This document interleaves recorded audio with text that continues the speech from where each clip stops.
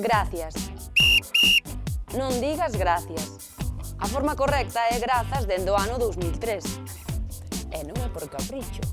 A Real Academia Galega decidiu daquela recuperar esta fórmula de agradecemento que xa estaba documentada no galego da Idade Media. Sabemos que a moitos de vós non vos fai moita graza.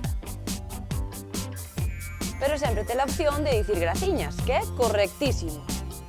E recorda que hai graza e desgraza, pero desgraciadamente hai desgraciados que che desgracien a vida. Pero estes días tamén se falou desta outra expresión.